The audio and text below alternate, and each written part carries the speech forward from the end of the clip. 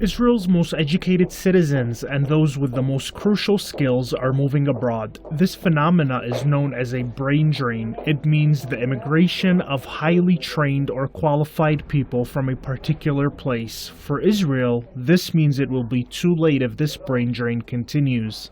A new report published by Shoresh Institution for Socioeconomic Research has shed more light on Israel's brain drain. The report, entitled Leaving the Promised Land, a look at Israel's emigration challenge, made it plain and simple. Israel's most educated population is leaving at a pace that should worry Israel's decision makers, as regime policy is pushing away the people that Israel needs most. Academic researchers, doctors, and high-tech workers account for only 1.4% of the population, but give Israel's economy its edge, are the ones leading the brain drain in Israel. 9.2% of those leaving Israel are holders of sciences and engineering degrees. The numbers are also alarming in the field of medicine.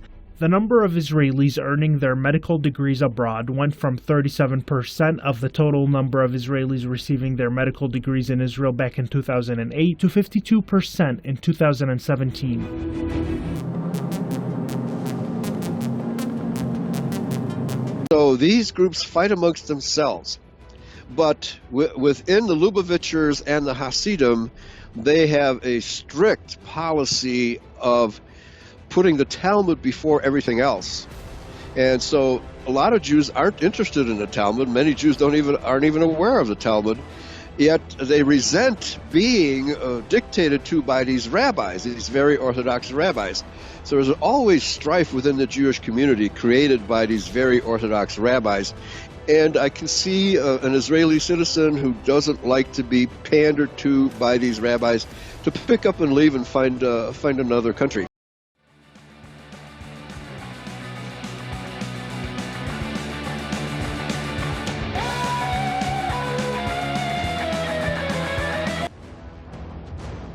The main issue in Israel's medical industry is that there is a lack of resources being poured into the medicine field, given little to no incentives for medical students to study in Israel or to come back after they study abroad. The number of Israeli physicians in the United States, for example, is the fourth highest among all other countries according to the report. In fact, the US is the main beneficiary of Israel's brain drain according to the report by Professor Dan Ben David. Israel has seen an increase in the emigration of many of its most educated citizens to the United States. In the 2 decades prior to 2016, Israel's population grew by nearly a quarter to 9 million, while the number of Israelis acquiring U.S. citizenship or permanent residency rose by a little over 30%. Israel is the only member of the world that allows parents to deprive their children of a core curriculum, according to the Downton report. Many in Israel have adapted the concept of homeschooling, but it's not yet developed there. Some worry that this model of education would bring problems to children and their parents, as it adds economic and psychological burdens to the families. יש על ההום סקולינג טוענים, יש טענה שהם מבודדים אותם חברתית. מהשיחות שלי עם משפחות, אין שם בעצם בידוד חברתי, הם יוצרים מיני קהילות, קהילות קטנות, שהם הולכים ביחד למוזיאונים, ויש להם פעילות בשכונת מעוז זווית.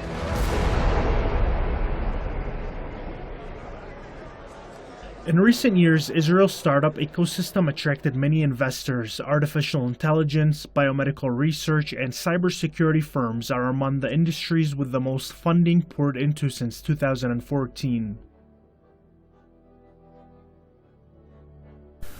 What's happened over the last 40 years or so, though, is that the state has become increasingly theocratic.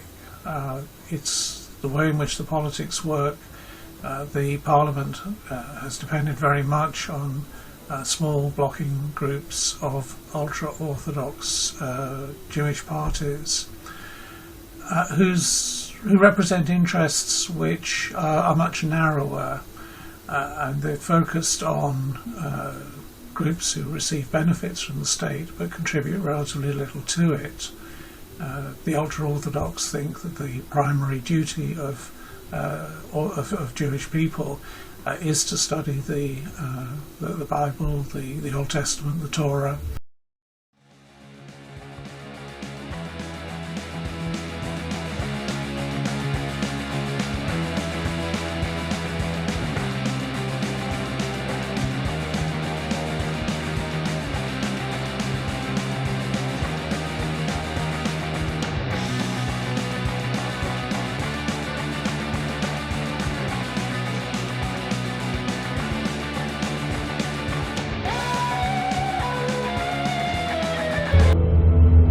But a strong future in the startup scene is somewhat in doubt as Israel is facing a brain drain and an excess of manpower.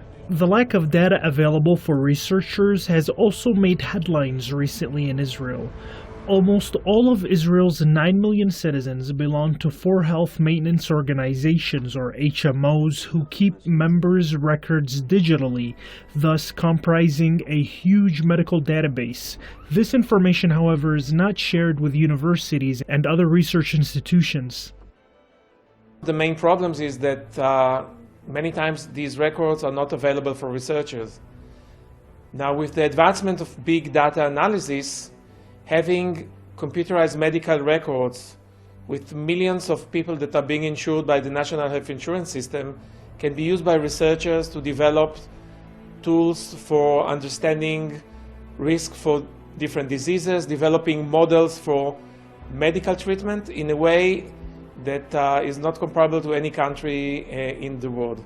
Opponents of making research data available believe that there are lots of risks to such a scheme. Although big data analysis in medical care has lots of potential, we must understand that there are several risks that might be involved. Probably the one that is most discussed is the question of privacy and confidentiality.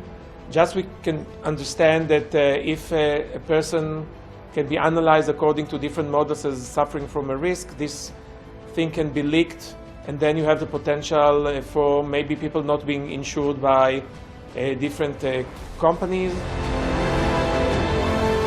What's keeping Israel afloat in terms of a functioning society is less than 130,000 persons that is keeping the economy and the healthcare system above waters. This is out of 9 million people living in Israel. According to the Shoresh Institution's report in 2017, 4.5 Israelis that hold academic degrees left for every one returning graduate. That was up from a ratio of 2.6 to 1 back in 2014. So why are there so many graduates and academics leaving Israel? There are several factors: low salaries, low labor output, the high cost of living, and high taxes. Israel's brain drain seems to be in full throttle. The number of Israeli researchers working in the U.S. increased by 5.6% in 2017 compared to a year earlier, according to the U.S. State Department's Institution of International Education's Open Doors data portal. The latest Israeli regime figures show that in 2017, 5.8% of Israelis with a bachelor's degree or more lived abroad, up from 4.6% back in 2013. Moreover, 42.5% of Israelis with doctorates in math and pharmacology were living abroad. And clearly, no society can afford the systematic disaffection of its professional classes, the people who, in many ways, keep a society running: engineers, scientists, lawyers, accountants, doctors, technologists of various kinds. No modern society can do without these people. In the short run, you may just see a relative decline. In the long run, it has to threaten the stability and security of the state if it simply loses the capacity to take economic initiatives or indeed to defend itself effectively. As the base of Israeli intellectualism seems to distance itself away from Israel for one reason or another, Tel Aviv has a crisis on its hand that, if not addressed in the earliest terms possible, can further erode the fabrics of Israeli society, forcing an even wider gap in its vital human resource sector.